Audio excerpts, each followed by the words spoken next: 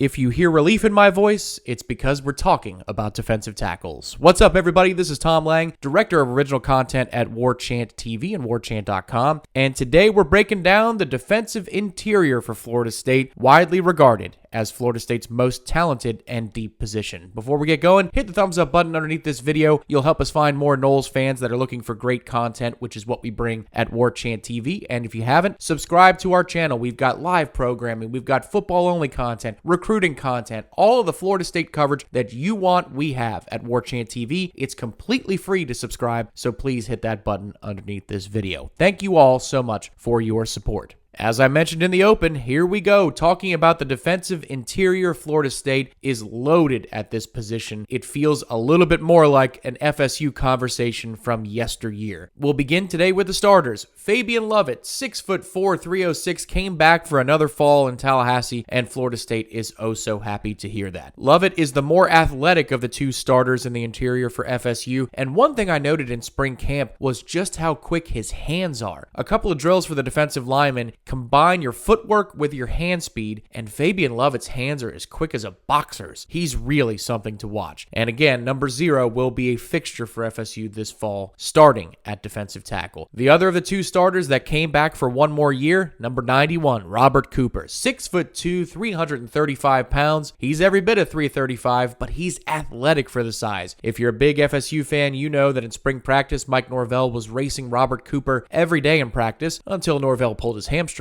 But Robert Cooper is one of those stuffers at the line of scrimmage. He is so big, he commands a double team almost by default. Florida State held him out of a lot of drills this spring just because they know what they have with Robert Cooper. Ditto actually goes for Fabien Lovett as well. Those two are stalwarts for FSU up front. Robert Cooper being that old school zero tech style 330 at 6'2", and then Fabien Lovett might be the one that disrupts things in the backfield a little bit more in the passing game. For a while there, when we thought that Lovett and Cooper were gone to the next level, Malcolm Ray figured to be Florida State's starter at defensive tackle, at least one of them. 6'2", 280 pounds, a redshirt sophomore, number 99 in your programs. Malcolm Ray had a very impressive spring camp. Didn't matter if he was going against the ones or any other group, Malcolm Ray is a disruptive force, and for my money, coming out of spring camp is going to be the first man off the bench for the interior of the defensive line. Joshua Farmer, a 6'3", 299-pound redshirt freshman out of Gaston County in Florida, figures to be another one that's in that top 4 or top 5 rotation. Farmer had impressive days in spring camp, again, as they're holding out Fabien Lovett and Robert Cooper. Farmer had some days where he separated as well. Jared Jackson, number 48, redshirt junior. He's a transfer, as you recall, from a couple years ago out of Louisville. 6'6", 297. Absolutely looks every bit of those two measurables. Jared Jackson is more of a player who flashes, and when he does, it's absolutely dominant. I remember one play in spring camp, individual drills, where Jared Jackson single-handedly lifted up an FSU guard, a good one, and chucked him aside as he made a play in the backfield. Jackson has those moments where you understand why he's highly touted and highly thought of with the coaching staff. The question is, where is the consistency? If it comes from number 48, then this group just got all the better in 2022.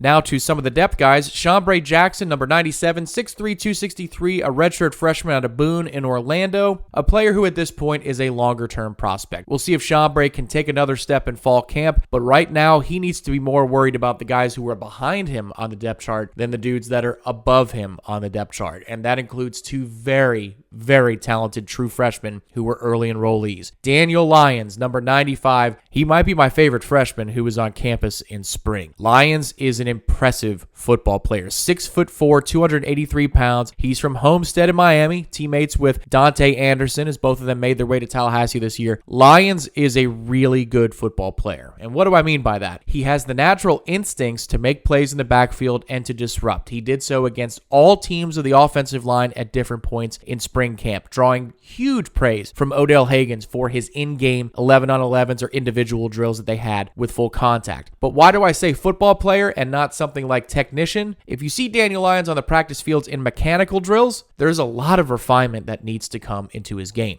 Leverage, getting his hips down, little things like that will make the difference when you go against grown men. Daniel Lyons has not figured that out just yet, and nor should he have. He's a true freshman, but it's amazing how somebody who doesn't have the refinement in his game is so disruptive in the backfield. Daniel Lyons was among the most disruptive defensive linemen in camp. the future is bright for number 95. And Bishop Thomas, another freshman out of Bishop Moore Catholic in Florida, 6'2", 291 pounds. Bishop Thomas flashed at times in spring camp, just like Daniel Lyons did, but he wasn't as consistent as Daniel Lyons. But Bishop Thomas is another. You get more refinement in his game. He and Daniel Lyons figure to be two huge factors for FSU in the defensive interior coming up maybe in this fall, but certainly in 2023. Gotta like where FSU stands at the position moving forward, and easily, if you poll 10 people who cover Florida State or are involved with the program in some way, at least 9 are going to tell you that defensive interior is among, if not the most deep position for FSU on the roster in 2022. So while we've had some labor pains in previous videos trying to figure out who's going to be the starter, who's worthy of being in the 2 deep, this one is an easy call here at defensive interior. Florida State is loaded this year. Even if they were to suffer an injury, knock on wood, they don't. They have the bodies to replace an injured starter. Florida State's defensive interior going to be the anchor of the defense in 2022, and they'll need it with pass rushers exiting to the next level. If you haven't done so yet, subscribe to Warchant TV and check out our channel. We've got position previews for the entire offense and the defensive ends as well so far here. We'll break down the linebackers and the defensive backs soon on Warchant TV, but until then, thank you for tuning into our channel. Hit the like button below. Help us out at Warchant TV. We can't thank you enough for your support. I'm Tom Lang. We will talk to you next time.